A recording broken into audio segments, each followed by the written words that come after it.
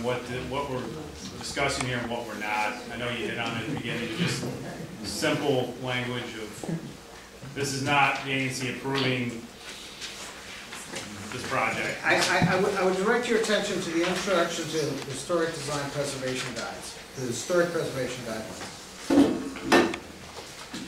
Under additions, buildings are sometimes necessary to extend, additions of buildings are sometimes necessary to extend their functional or economic life. It's important to consider the effect that the addition's location, size, and exterior appearance will have on an existing building.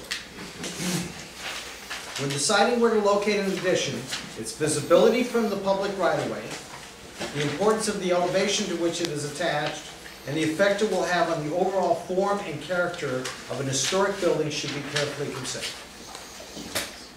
The height, width, proportions, rhythm of windows and doors, roof shape, ornamentation, projections, and materials of the addition all contribute to its appearance. They should be compatible with, but need not exactly copy, the character of the historic building. And I remember, Commissioner Lanning, during the PZT meeting, we were fortunate to have the assistance of Steve Calcott from HPRB, but you arrived late. And Commissioner Botrix can chime in and provide her own opinion of this. But what I remember being stressed from Mr. Calcott was the relationship of the two structures. This is a place where they stop in the road and do a check on everything and see how it's all progressing. This is what this discussion is about, I guess, Right. is what I'm stressing. What HPRB will do is they are going to stop, they're going to circle back, they're going to go, are we moving in the right direction? Is there a consistency or compatibility between the proposed new structure and the existing historic asset? They're asking for our opinion on it. Well, we have the option to weigh in if we want.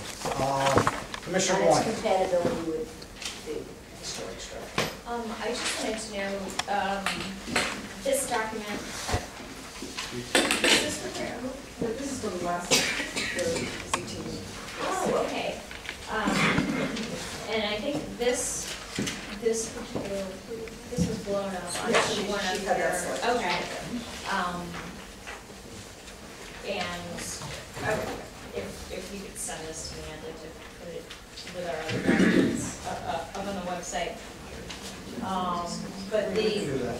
sure, the renderings that were shown tonight, are they the same as what is in the HPRB application? Yes, ma'am. Okay, so Yes, there's ma'am. no change in any sort of height or even I guess materials, the materials used, the color of the bricks, I know that that's something. Yeah, we have gone Aesthetics. over, we have gone over these materials several times with Mr. Calcott, Yes. as well as the kind of overall design, massing, window organization, the corner treatment. We would really focus on the corner and the Champlain Street elevation.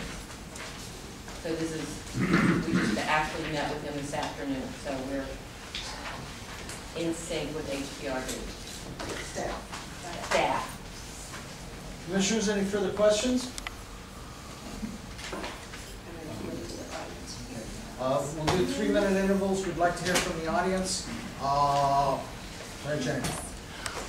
Yes, I do find, my sense of this is that it is out of proportion to the needs of Adams Morgan. But I know it's in terrible repair, but one of the symbols that have had great meaning for me is unity, that little unity square and the fountain.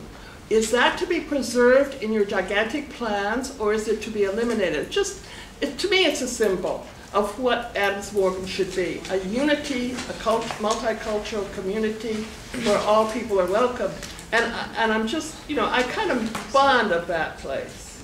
If I may answer your question, we couldn't agree more with you, and that is actually part of our community application. It's a little bit separate and apart from this discussion tonight, but we're working with the Department of Parks and Recreation to beautify Unity Park. We hope to actually sponsor it on a long-term basis as well once the hotel is open. See, every diagram, every schematic that I see, I can't see me rolling down those streets. They're so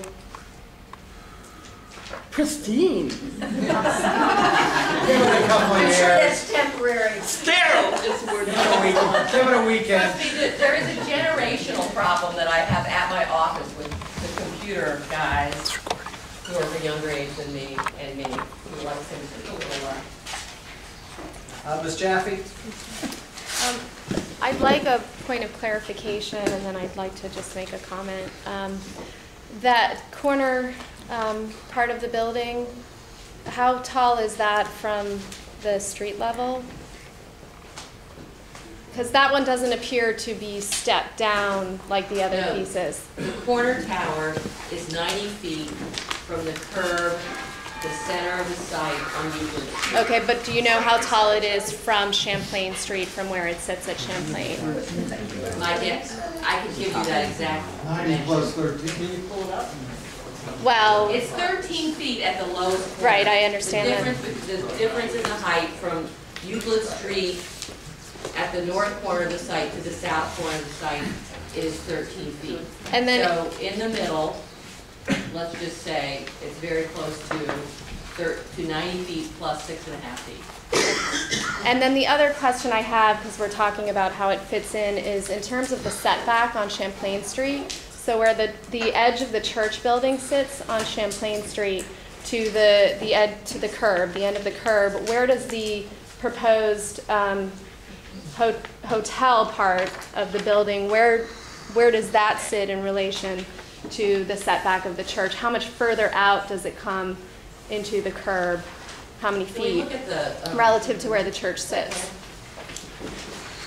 Just so we can understand, as you have to relate that to Champlain Street, because that building actually sits on Champlain Street, right. not on so- Euclid. Right. So what's the differential between the So farthest here's edge? the church, right, here's the church, here it comes out, Uh-huh. then it steps back, then this part is back 15 feet, The- and then this comes out 20 feet. 20 feet beyond, from where the farthest edge of the church is, it sits 20 feet beyond that. Right. So you But lose, under the first, at the first floor level, the bulk of the building is set back because this is really a drive-through. but there is a structure, there are structures Yes. there are masonry structures that actually come out that 20 feet. And so how much space then is there between, from the curb to the edge of the curb to where those masonry pieces come out? Do you know? Just show her where the lot line is. Yeah. I mean, you're not intruding on the sidewalk. Yeah, no, we're not, yeah, the lot line is right, is here. Details don't matter.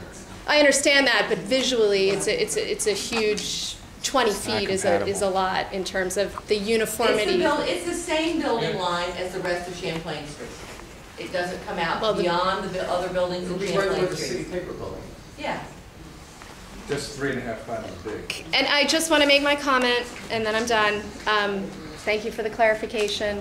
I strongly believe that the building, the massing, the height, just completely overpowers the church building. The way it juts out completely overpowers it, that first tower. I mean, it's such a massive building in relationship to the church, and I don't think it's appropriate for the site. Thank you. Thank you. I'm going to recognize Mr. Otten, then Mr. Cloud, and this young lady, and then I'm going to move to this side of the room. Okay, I got you. Over here. Don't worry. Okay. We're going to get to everybody. Hi, I'm Chris Otten, former commissioner. I live on Belmont Road. I don't think this building is compatible with the church or the surrounding buildings. And you don't have to take my word for it. That's what the Office of Planning's report says about this project. And I guess I wanted to, that kind of stems to my question about, to the ANC and also to the developer. HPRB is a part of the Office of Planning, correct? Yes. That's, Yes. No. HPRB, I mean No. HPO, HPO Steve Calcott